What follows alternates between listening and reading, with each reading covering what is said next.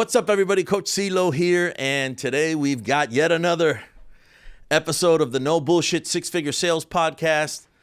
As always, I always say we've got a special guest, but we do have a very special guest today. He's a young entrepreneur in personal branding coach who's helped over 7,000 clients in the past 8 years with building their following, launching offers, and making more money with social media. He grew up on a small farm in Virginia. Dove into high-ticket sales at the age of 16, guys. Age of 16, and is now one of the top authorities in the online marketing and branding space. Without any further ado, Mr. Joe McCarthy. Joe, how you doing, brother? Blessed. Doing amazing. Love having you here. So, listen, I always like to start off and just kind of getting right into it. Why don't you let us know how Joe McCarthy became Joe McCarthy? Yeah, funny story, humble beginnings. Grew up on a small farm in Virginia. But was selling literally like chicken eggs, whole chickens at the age of 13, 14, 15.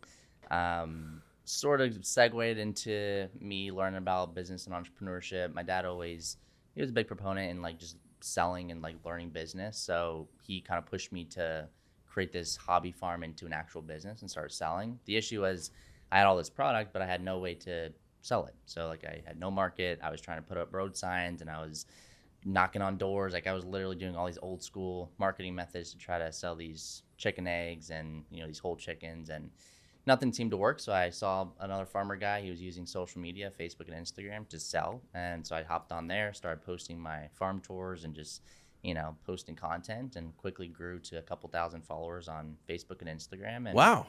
Started selling out of all those products. And that clicked in my head, like, okay, I guess I could use this social media thing for making money instead of just wasting time. And then again, that segued me into learning about business, entrepreneurship. I read like Grant Cardone, Napoleon Hill, you know, Robert Kiyosaki, and I just started posting what I was learning. And then that eventually, a couple years later, helped me build a solid brand, which is now at Real Joe McCarthy on Instagram. This random guy hit me up out of the blue, probably about 15 or 16 years old, and he was like, you know, you gotta get into high ticket sales. Like at the time I was selling these, like, I don't know if you've seen those icons, those highlight covers on Instagram, those circles. Sure. I was selling them for like $30. Like I was just making them on Canva.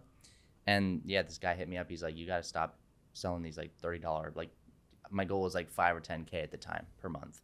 And doing the math, you know, selling $30 highlight covers. It's going to take a while. You got to get into high ticket sales. So now we're here.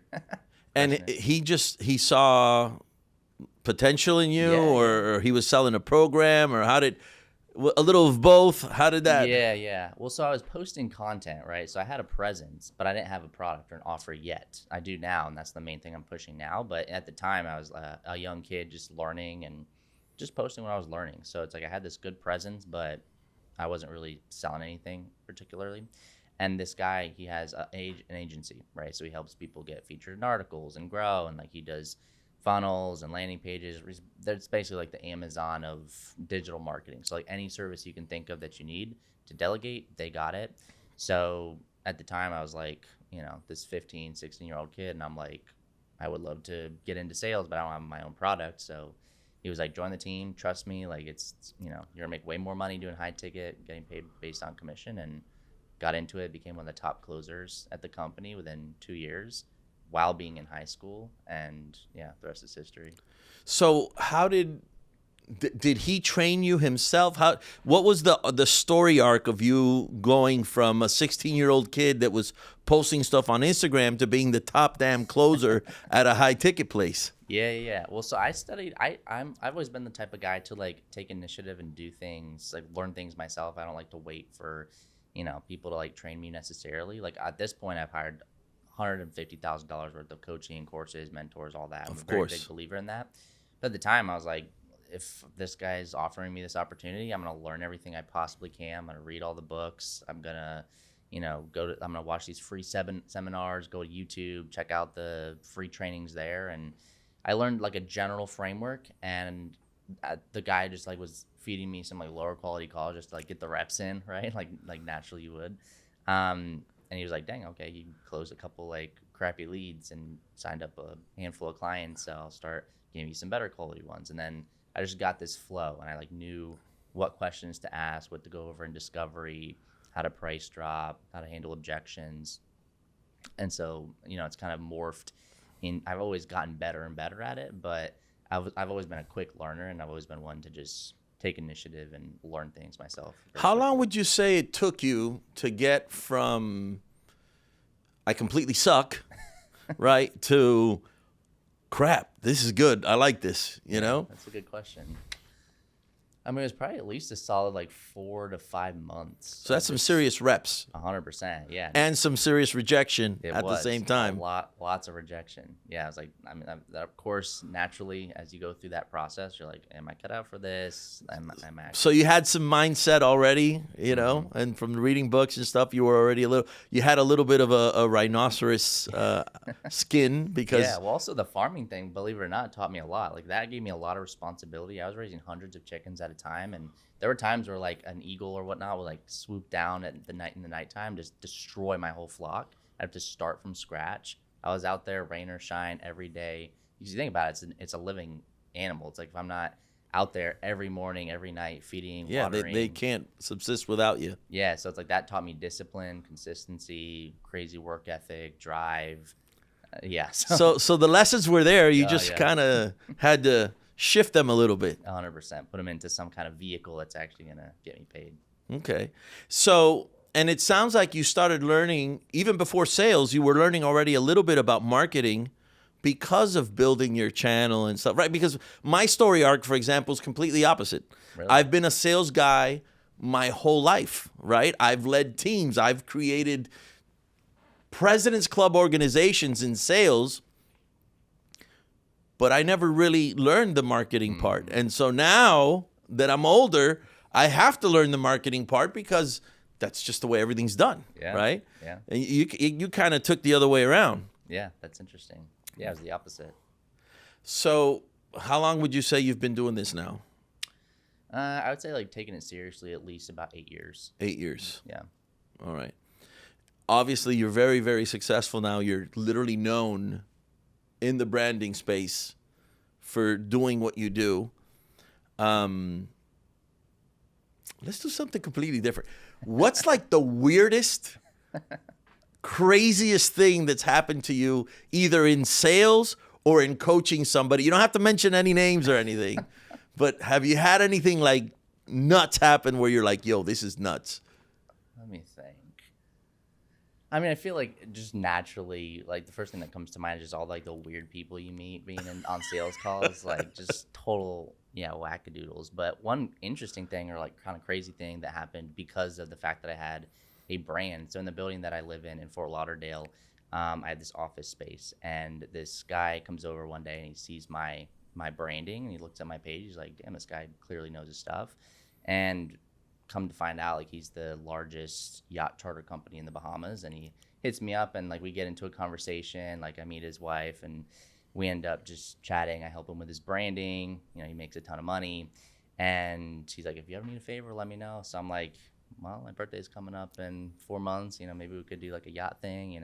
He's like, yeah, do it. So he got me this massive yacht. Probably would have cost like $1,500 to $2,000 an hour. Wow. And he let me just coast with it for 6 hours. Great content. Yeah, great content. Trust me, I had my camera guy there. We had a great time, great party. So yeah, it just shows like doors open, new opportunities pop up when you have a powerful brand. But yeah, I mean, definitely a lot of funny stories. Just, I mean, especially with like the leads that I was getting fed, like just all kinds of random people from random places around the world. And I had one guy get into a car crash midway through. I'm assuming he got into a car crash. For all I know, he dipped off the call because the heat was warming up towards the end of the call. Right, the pressure, and magically a car accident happened. Yeah. So, I got all the excuses under the sun for ending the call. But you didn't hear the crash, did you? I kind of did, which is so it may be that's real. the only reason I believed it. Otherwise, Okay. I'm like, nah, it's BS. Like.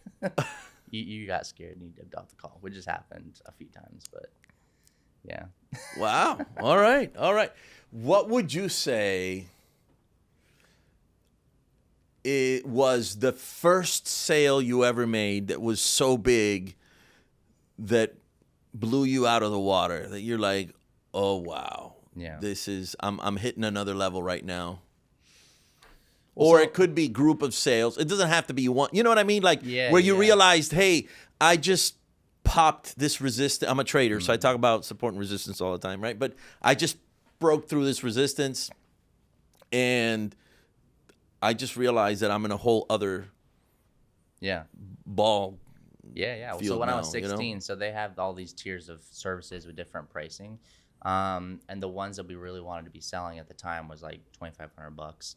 So I guess my commission would have been maybe $700 or $800. I was getting paid anywhere from 20 to 35%, depending on if I Not got bad. the lead. It was great. Yeah. And I also have like a very good relationship with the guy Dre, who owns the company, and like he came to my wedding, and I actually You still close? very close. Okay. Yeah, he's down in Miami. That was a big reason why I moved down here. Is a lot of my buddies are down here in South Florida.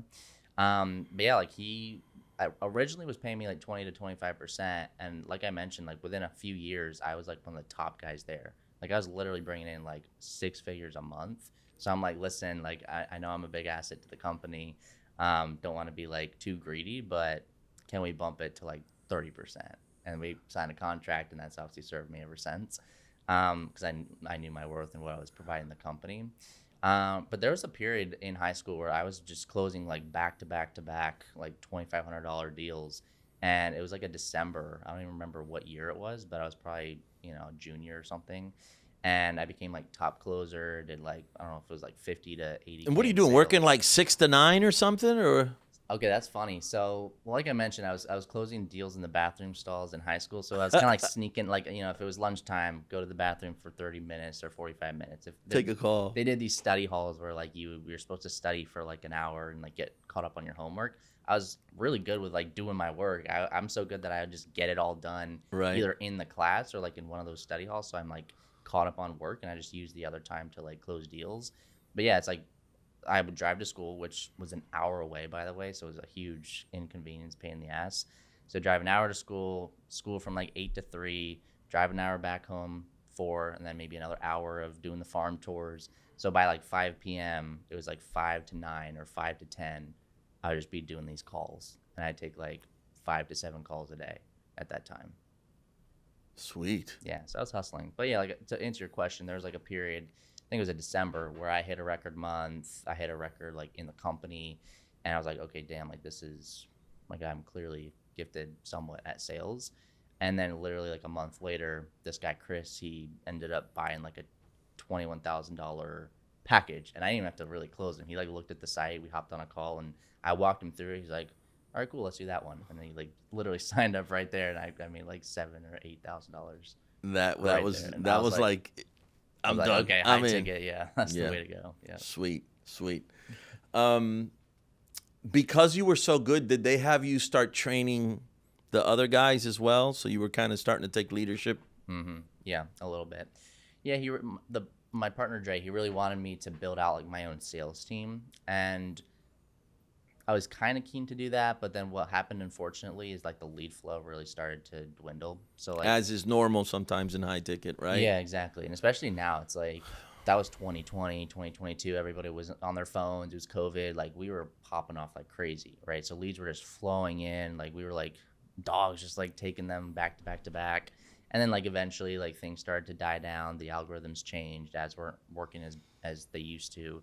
And that segues me into like what I'm doing now, which is more of like a consulting package with coaching, like actually helping people build their personal brand, structure offers, get leads organically instead of depending on paid marketing. People. So what is your ideal avatar?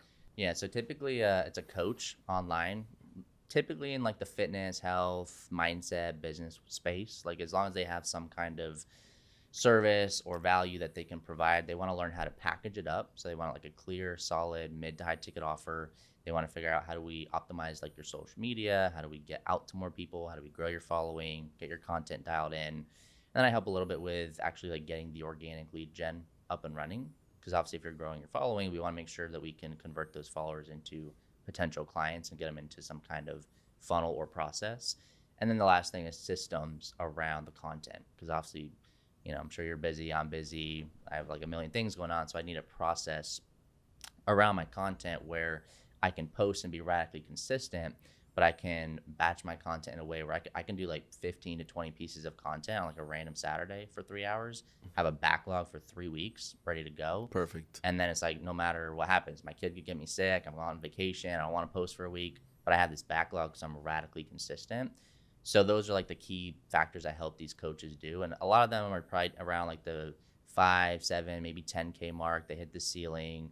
They're like, it's a grind to do this every single month. I'm stressed out, don't have clear messaging, hard to get leads. My offers, I mean, most people, I would say they way undercharge and way overdo it on the delivery, which creates a lot of scaling issues and bandwidth issues. Sure. So just I come in and just restructure a lot of it, help them optimize and hit 20, 30, 40, 50K per month. It's kind of interesting because my strength is in the back end, right? It's the ones that don't have problem with the lead gen, but they're not converting enough. Yeah. And I'm like, okay, I can definitely help you there.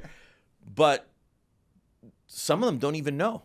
Yeah. They don't even know if it's lead gen, if they're not closing. And lead gen is a big deal.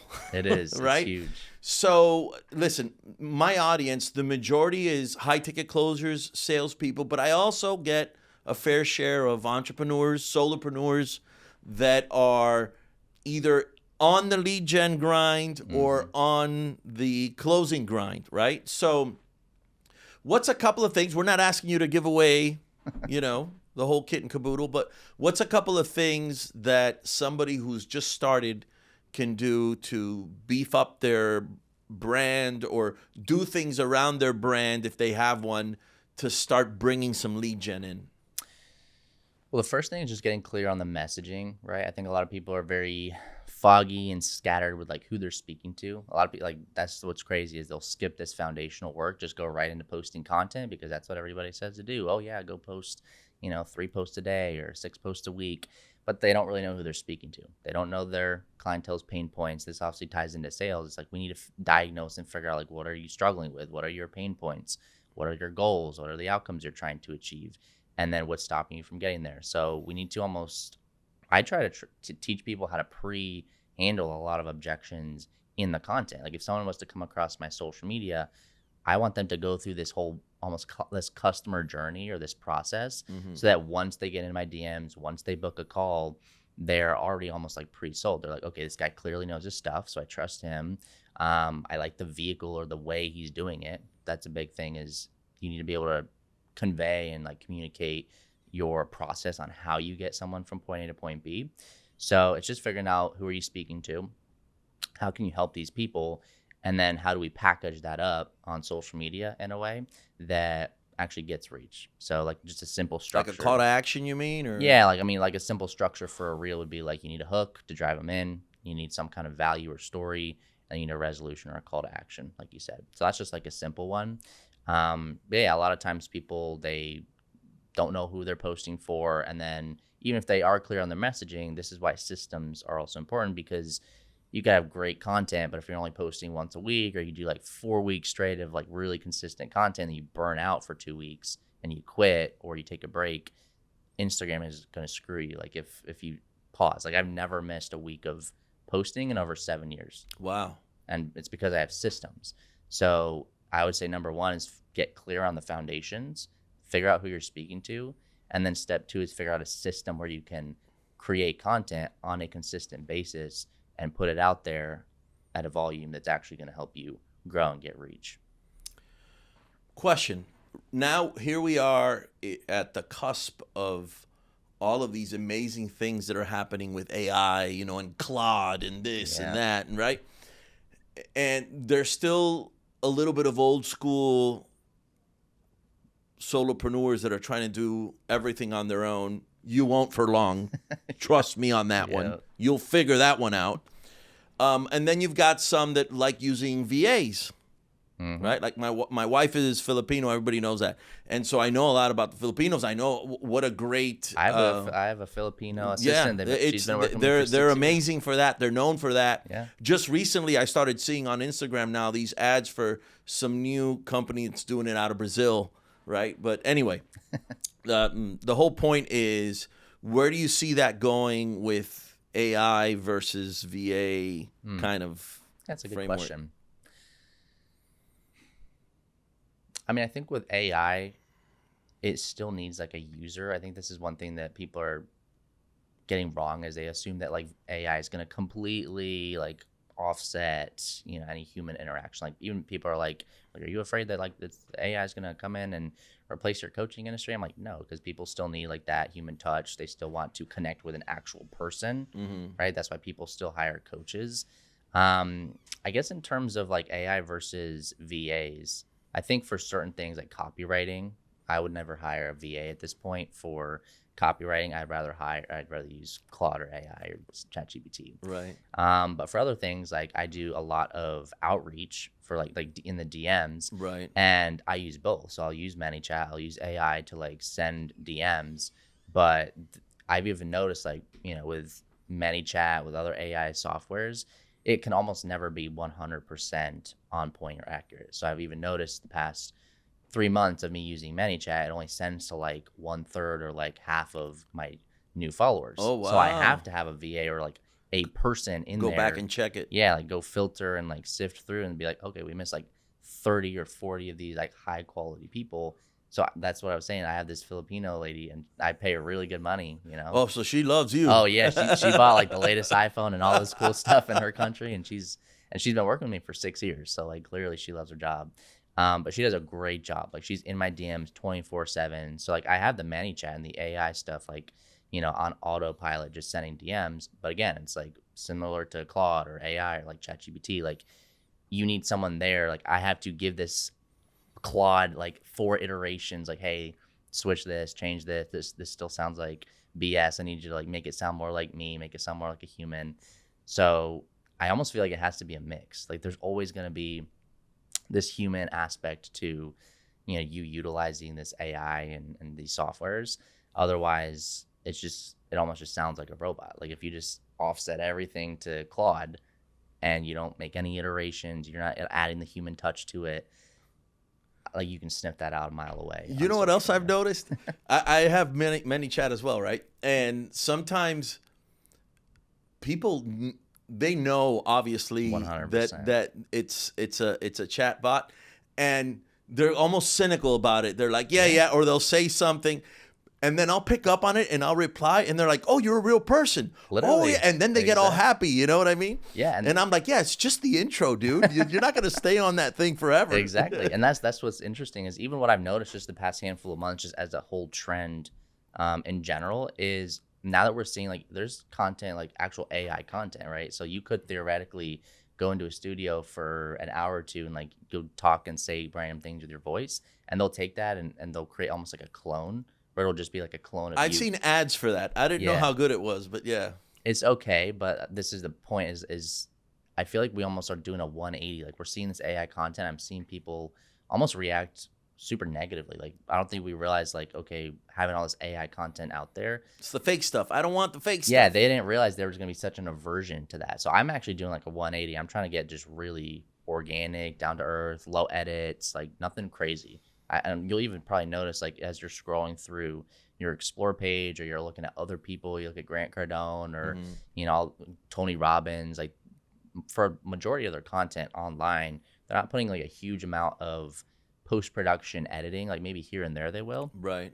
But it's like Grant might pop up on his phone selfie mode, just do a video in his penthouse or whatever and just talk to the camera as if it's just like a FaceTime. I think people are yearning for that. The more that this fake AI content gets out there, I'd have to agree. I'll tell you something personal. I watch YouTube, right? Obviously, we all do. But sometimes I'll watch something that's, you know how the algorithm is. It knows exactly what I like, right? So it's got very specific things.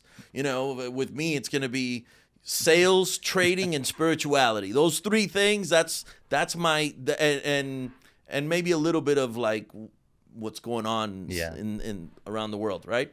But what I've noticed is sometimes I'll find like a really good thumbnail that caught my eye, something interesting, and then I start hearing it and I'm like, oh, it's one of these again. It's one of these faceless channels or whatever. Bam, I'm done. Yeah. YouTube's actually really cracking down on that. They've taken down like thousands of those channels and demonetized literally like hundreds of millions of dollars worth of those channels, because it's kind of a business model, or it was like, oh yeah, create these fake, faceless channels. You don't have to put your face out there, and you can make $20,000 a month in passive AdSense. Well, they probably at least a year or two milked it, Yeah. but it's, Now they're cracking down. I'd agree with you. All right. So let's talk about the sales. Obviously, well, actually, no, even before that. So run me through your funnel. Like, how would I first get in touch with you, get on a DM, maybe get on a one, run me through how the whole thing goes in your case specifically. Yeah. So I'm posting a ton of content. I've figured out a way just to like get views consistently, get reach, get engagement. So at this point, I'm growing literally thousands of followers exponentially. a month. Yeah, like it's going great. So basically what happens is if you followed me, so you'd obviously see my content, give me a follow, within 3 to 5 minutes, the ManyChat will send off, or my VA will hit you up if the ManyChat failed to send. And typically the first message, like the opener, is like, hey, appreciate the follow. How long have you been building your Instagram for? So very like open-ended question, not too specific. But it's the assumption that if you're following me, you're already a customer. Exactly. In a way, and I also ask a question to entice a response. I think that's an issue with a lot of people using ManyChat. They just use the auto like generic message that is like, hey, thanks for following. I'll get back to you in, a day, right? Yeah. And then, it's so random. So I try to be very intentional with that. I've tested probably 2 or 3 dozen different openers and messages. Like I've been doing outreach for 8 years. That's actually one reason why I crushed it at the agency myself, is because I was getting my own leads on top of my partner Dre giving me leads. You didn't say that before. Okay. Yeah, I should have prefaced. Yeah, very cool. I was always a hustler. So like I was using my personal brand because I was also posting and growing. And I was using that to also do outreach. So I was literally messaging 50 new people a day. I knew who I wanted to target. I knew the openers. I knew what scripts to use. I'm a beast at follow-up. Like I just consistently. So there's a lot of work ethic. It's not just like, hey, you were lucky and you had a knack for a gift of gab. No. I was working like a dog. I think this is something that people are. I feel you either got it or you don't. It's like you're either gonna work your ass off to get to the level you want to get to, or you're gonna be a dreamer and you're not actually gonna put in the work required. But yeah, all that to say, I put in the work. I was doing outreach, so I have like 7+ years of experience with outreach. So essentially, once you follow my page, I know what to send. Within 3 or 4 messages, you're going to book a call, almost guaranteed. So if I send that, or fall off. Yeah, exactly. Or you fall off, or maybe we have to like, respond. A couple or more touches or something. Exactly. So like I'll send that, they'll respond, hey, I've been, building it for 2 years now, struggling with this, and that. I'll be like, got you. Like, are you getting business through Instagram, or what's the goal for the page? And most of the time they're like, no, I'm not really getting a ton of business. Or maybe they are. They're saying like, yeah, here and there, bringing in a little bit of business. Goal is to grow and obviously make more money from it. And then that is a perfect segue into me asking like, gotcha, well, I've helped thousands of people scale their brands, make more money, launch their offers. We'd love to jump on a, call sometime, just free call, give you some value, see how it can help. Would you be down for that? Literally 100% of the time it's yes, because like especially if it's me, like I have a closer now, but at the time it's like, of course I want to talk to Joe. Who the hell doesn't want to talk to the main guy? Yeah, exactly. So they're like, yeah, absolutely. So I'm like, okay, cool, book a call here. And send them like a Calendly link or something like that. Right? Yeah, and so I actually have workflows even set up. So this is another little ninja hack, is just like sending workflow or creating workflows in the Calendly where you want to obviously like hit them up, prime them, remind them of the call, but then also I'll even send them, like I have it specifically. SMS text or something? Yeah, text, but even I'll drive them to my website. I'll send them 3 case studies specifically of people in their industry that are crushing it. Oh, wow. Yeah, and so like once they get to the call, they're like, yo, I saw that testimonial. Yeah. I saw the testimonial from Sean. Like, that's awesome. Like, tell me more. And so they're already showing up. They know I can get results. They trust me. And I even tell them, like, in the process of how I go about things, I'll tell them, like, step 3 is lead generation, organic. It works because you literally came from the exact system that I teach. And here you are, and you're a perfect potential client. So that's usually my flow. And then obviously if they don't close, they go into a CRM.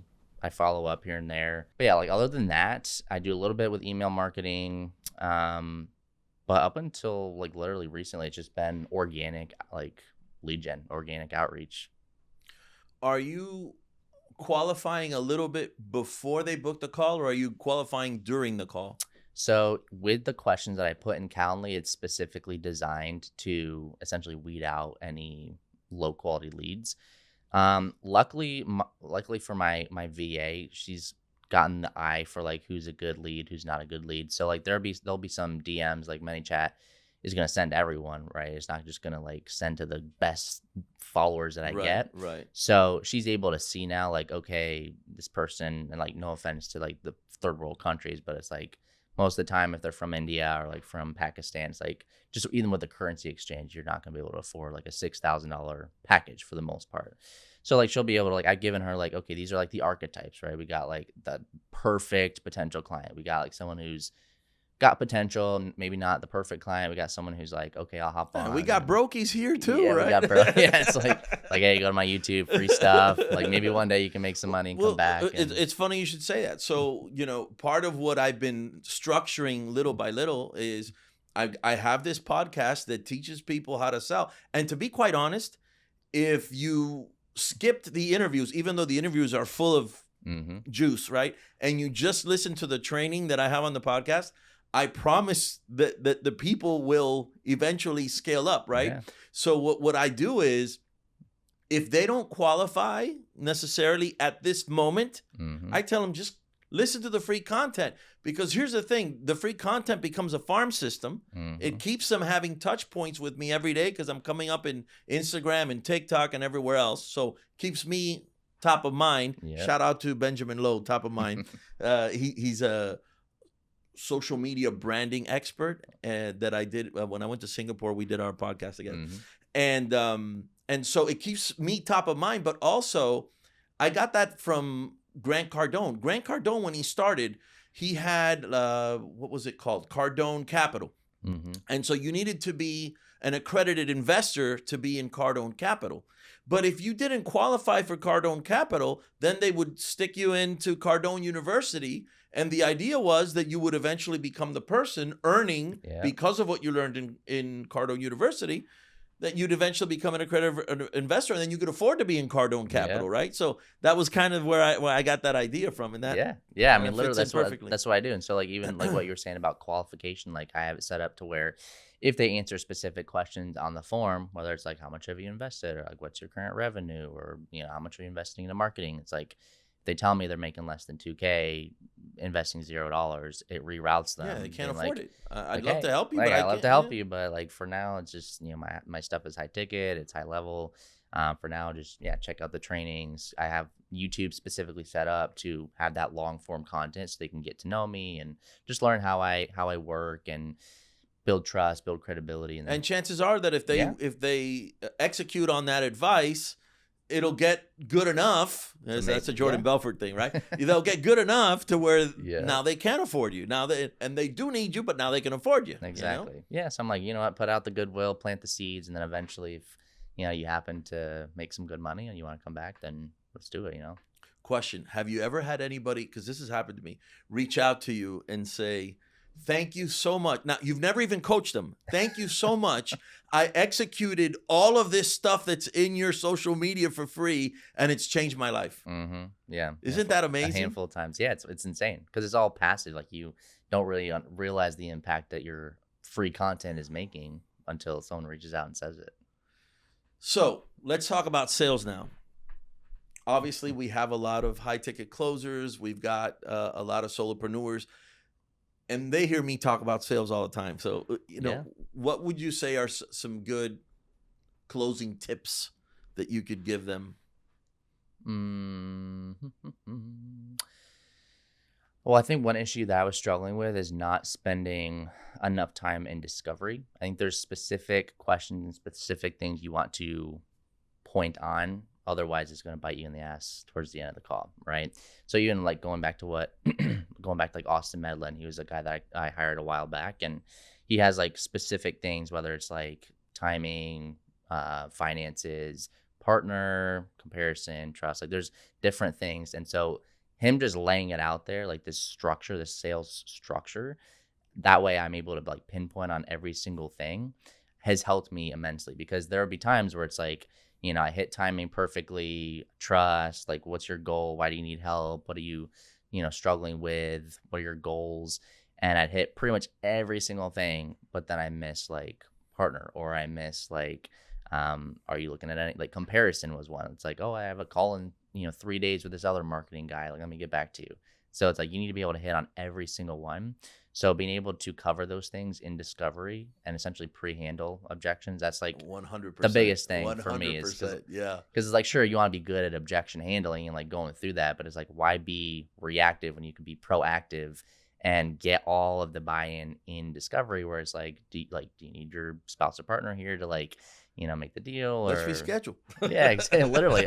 And I'll have people like, I've had, people on the call being like, yeah, no matter what, like I always talk with my partner. I'm like, okay, cool. I'll run through a little bit of the overview and then let's book a call with them. Because the last thing I want to do is like price drop and give them everything on the call. And then you literally will know, because they said like, oh yeah, let me talk to my husband. You know what I call that? What you were just talking about? I call that removing arrows from the quiver, right? Yeah. Because if you miss one of them, that's the last one that they're going to pull out and right to the heart, I know, right? So every if time. you remove if you remove those arrows from the quiver, what's left is them facing themselves. Yeah. And as a high ticket closer, that's really what you get paid for, is helping them take that final leap that they wouldn't have taken before if they didn't meet you. Because if not, they wouldn't have the problem. They wouldn't be here if that wasn't the case, Yeah, yeah. And I think another thing too is just like the mindset of like, one thing I've always struggled with is I always want to be liked to a degree on these calls. So it's like I'll be their buddy, and maybe I don't have like this authority that I need, especially towards the end of the call, where it's like maybe the heat is turning up a little bit, like they're facing their BS, challenging them. Yeah, exactly. Like I've always struggled to like push like one or two extra levels deeper in that buying pocket. Like hanging out in that buying pocket is what's always kind of screwed me over. So just being able to learn the past like year or two, number one, not taking their BS, because a lot of times, like, your brain is designed to keep you safe. It's going to come up with random excuses and reasons to like hop off the call and, not tell you no to your face. They're going to give you some other roundabout way to say no. So I've had to realize that a lot of people, they're just giving an excuse because they're scared to like make that leap and bet on themselves. But the other thing is just like, you don't have to necessarily be liked on every call. It's like sometimes a coach, like they're going to tell you some hard shit that like, listen, you've been struggling to grow your brand for 4 years. You are making $4K a month. You're working 10 hours a day. Like, it's not working, right? It's like, is today the day where you're ready to like plant your flag in the sand, make a change? Like, I want to help you, but as much as I'll tell people, as much as you're saying yes to me, I'm saying yes to you as a client. And I want to work with people that take action and they want to actually invest into themselves and make a change. And a lot of times it's like, that might not be what they want to hear. And it's not like the rosy, like, it's not sunshine and rainbows. Yeah, exactly. But it's like, listen, I, as a coach, need to also show you where you're currently at, like sometimes how bad it is, right? Like I said, I work with a lot of people, and especially if you're on any type of fitness offer, health offer, like wellness offer, like that's the easiest thing to sell in the world. Like fitness, there's so much you can dig into. Like you're overweight, you're unhappy, or you've had a heart attack, like you need to make a change, not just for you, but for your family. Like you would be crazy not to, want to live longer and like be healthy. So yeah, I don't know where I was going there, but there's a lot of things that I've had to learn, even just mindset wise, of not being their friend necessarily, but being that coach to hold their feet to the fire in like a loving way so they can make an empowering choice to change their life and get results. Yeah, in the end, it's for them. 100%, yeah. In your offer, do you have several like packages or levels? I'm not talking about back end. We'll talk about that later. But you were talking about dropping, right? Obviously, most of us have a drop for the situations when we need it.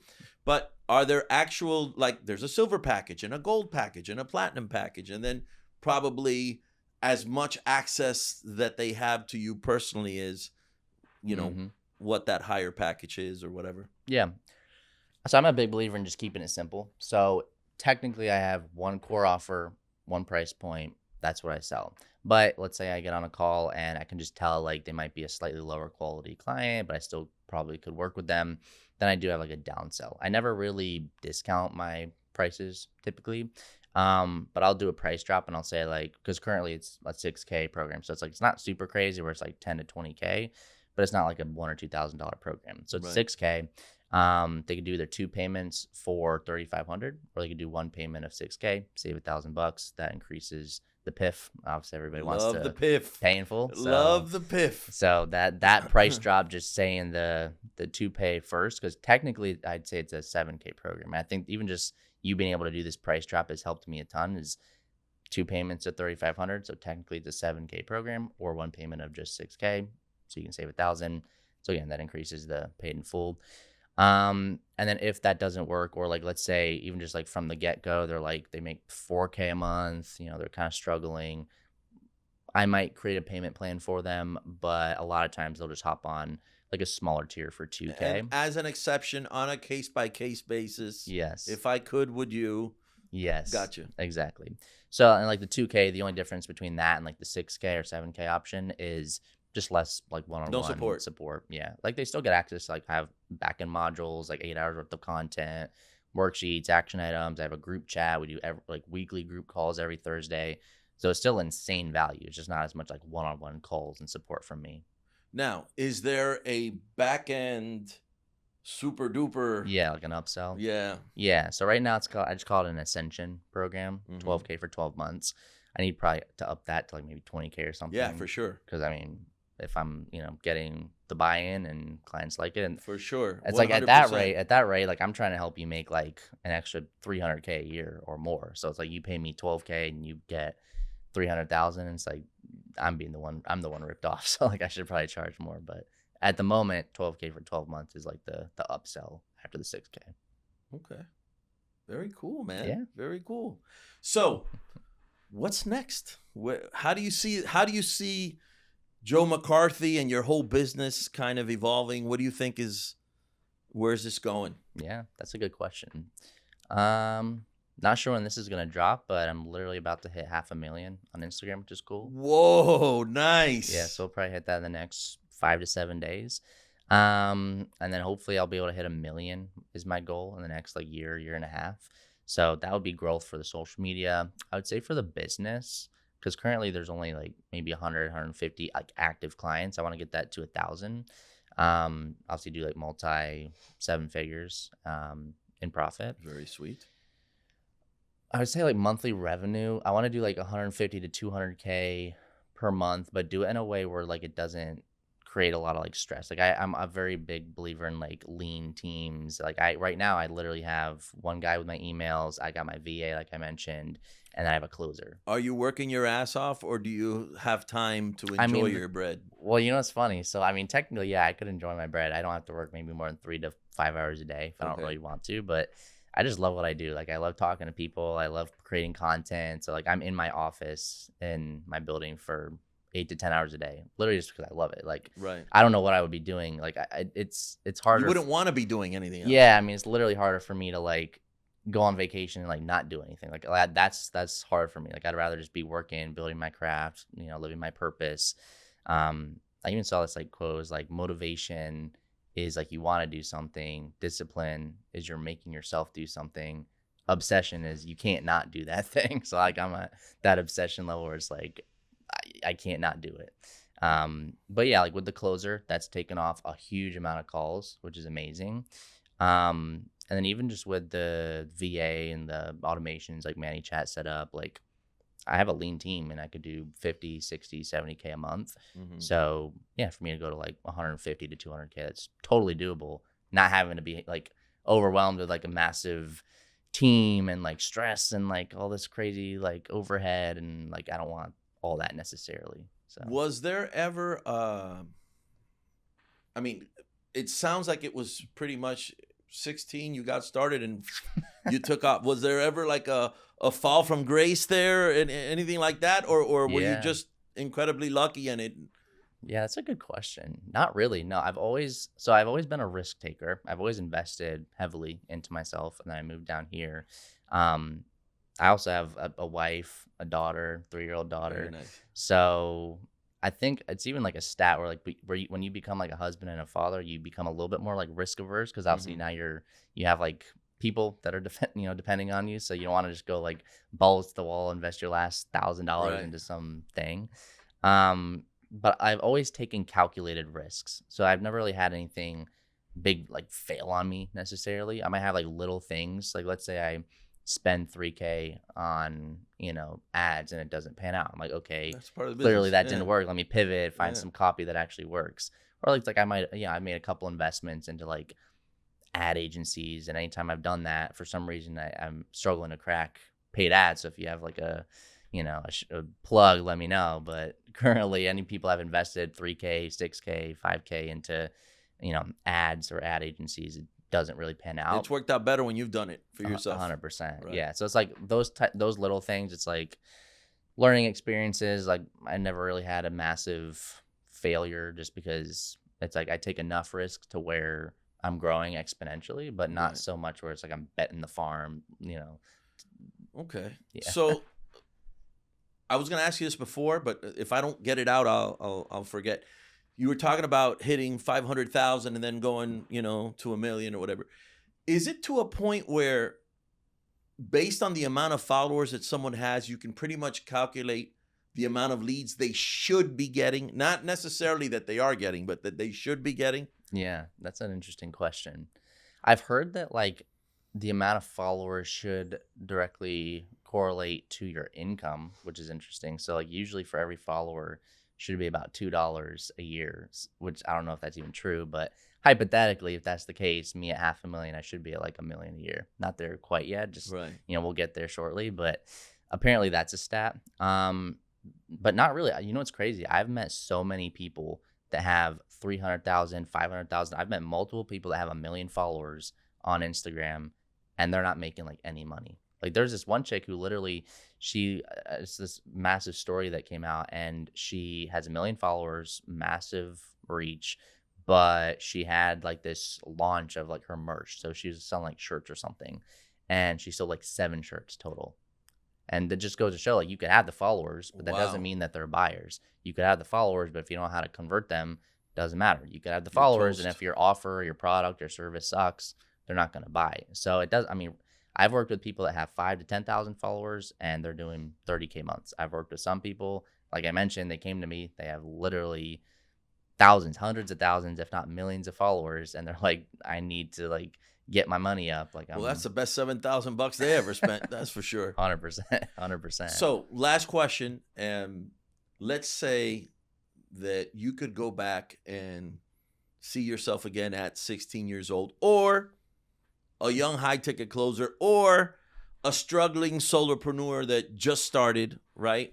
What would be that 1, 2, 3 little nuggets of advice you would give them that would significantly help them out in their journey that they probably don't know or haven't thought of? I would say for me, it was a big mindset thing. So I always cared, especially being young, like I always cared about other people's opinions. I was like, what are they going to think if I post content? What are they going to think if I'm making all this money? What are they going to think if I put myself out there and like do my own thing? Like I skipped college, moved out at 18. Like my route was a complete 180 from like the kids in my school. Every one of them, they went to nice colleges, they got their jobs, like they were doing all the college prep. I knew from like 9th grade, I was not going to do any of that. And I was also vocal about that. So I was getting tons of flack, tons of hate. I was posting content at 16 and 17. And they're like, what, are you trying to be like an entrepreneur? Like what even is like online coaching? So I would say, and actually this is the reason why I would say this is a good piece of advice, is because I cared so much of what other people thought of me and how they perceived me, it hindered me from putting myself out there on camera for 2 years.